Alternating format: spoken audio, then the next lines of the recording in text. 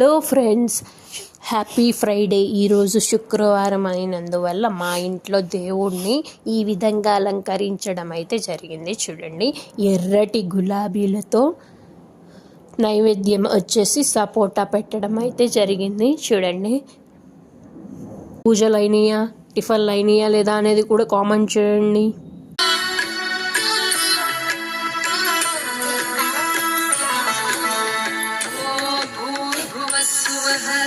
तत्सवितुर्वरेण्यं भर्गो देवस्य धीमहि धियो यो न प्रचोदयात्।